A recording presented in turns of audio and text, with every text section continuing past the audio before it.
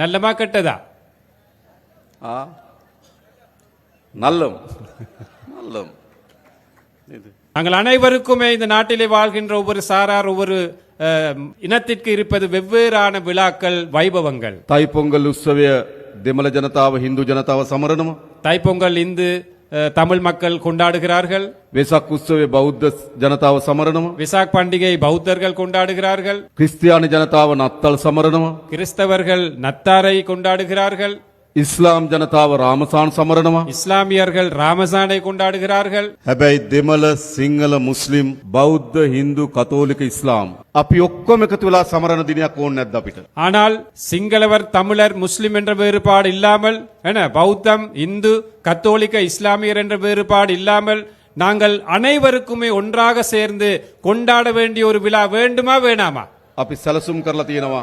අපි සැලසුම් කරලා තියෙන ඔක්තෝබර් මාසේ මේ සියලු ජනපජාවන්ගේ සංස්කෘතීන්, ආහාර රටා, ජීවන රටාව, ඒ වගේම අඳින පළඳින රටා මේ ඔක්කොම එකට එකතු කරලා සංගීතය, නාට්‍ය, කවි මේ ඔක්කොම එකතු කරලා ජාතියේ මහා මංගල්‍යය අපි ලෑස්ති කරලා තිබෙනවා. ஆகவே இந்த நாட்டிலே இருக்கும் அனைத்து மக்களுடைய ஒன்று சேர்வினால் அக்டோபர் மாதத்திலே, அதாவது இந்த நாட்டில் அனைத்து மக்களுடைய கலாச்சாரம், பண்பாடு, பழக்க வழக்கங்கள், உடை அலங்காரங்கள் அல்லது உணவுப் பொருள் தயாரிப்பு, உணவு கலாச்சாரம் இவை அனைத்துமே ஒன்று சேர்த்த ஒரு விழாவை நடத்துவதற்காக நாங்கள் திட்டமிட்டு இருக்கின்றோம். අපි ඈත්ලා හිටියට අපේ දරුවන්ට ඈත්ලා ඉන්න දෙන්න හොඳ නෑ. நாங்கள் கடந்த காலங்களிலே பிரிந்திருந்தாலும் எமது பிள்ளைகளுக்கு அந்த பிரிப்பதற்கான சூழலை நாங்கள் உருவாக்க கூடாது. අපේ පරම්පරාව යුද්ධ කරගත්තට අපේ දරුවන්ගේ පරම්පරාවට යුද්ධ කරගන්න ඉඩ දෙන්නේ නෑ. எமது பரம்பரை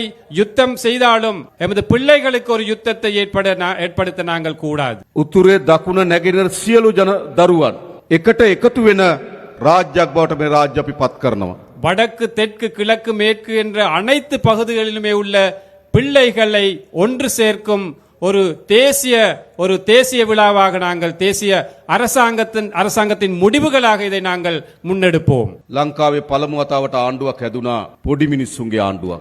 இலங்கை வரலாற்றிலே முதற் தடவையாக சாதாரண மக்களுடைய ஒரு அரசாங்கம் அமைக்கப்பட்டிருக்கின்றது. එහෙම නෙවෙයිද?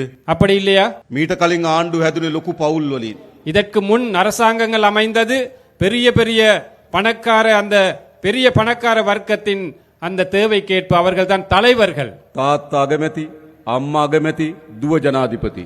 அப்பா பிரதமர், அம்மா பிரதமர், மகள் ஜனாதிபதி. එහෙමනේ. அப்படித்தானே? අයියා ජනාධිපති, මල්ලි ජනාධිපති. அண்ணாவும் ஜனாதிபதி, தம்பியும் ஜனாதிபதி. මාමා ජනාධිපති, බෑනත් ජනාධිපති. மாமா ஜனாதிபதி, மருமகன் ஜனாதிபதி. පහුගේ ජනාධිපති ඡන්දෙදි උත්සාහ කරා ජනාධිපතිවරුන්ගේ දරුවෝ දෙන්නෙකුත් ජනාධිපති වෙන්න. கடந்த ஜனாதிபதி தேர்தலிலே உங்களுக்கு தெரியும், 2 ஜனாதிபதிமார்களுடைய மகன்மார்களும் ஜனாதிபதி அந்த தேர்தலிலே போட்டியிட்டார்கள். එහෙමනේ. அப்படித்தானே? ඒකනේ බලය තිබ්බේ කාගාවද? அப்படி என்றால் அதிகாரம் யாருடைய கையில இருந்தது? උඩ ඉන්න පවුල් ගාව තමයි බලය அந்த තිබ්බේ. மேல் மட்டத்திலே இருந்த ஒரு வர்க்கத்தின் கையில தான் அதிகாரம் இருந்தது. හැබැයි මේ රටේ ජනතාව ஆனால் இந்த நாட்டிலே மக்கள் පහුගේ ජනාධිපති ඡන්දෙදි තීන්දුවක් ගත්තා. கடந்த ஜனாதிபதி தேர்தலில் ஒரு முடிவொண்டெடுத்தார்கள். උඩ පවුල් වලින් மேல்மட்ட அந்த வர்க்கத்தில் இருந்து බලය පහළ පවුල් අතර මාරු කරන්න. அந்த அதிகாரத்தை சாதாரண மக்களிட கையிலே வழங்க வேண்டும் என்று. හොඳ නැද්ද? நல்லமா கெட்டதா? நல்லம் நல்லம்.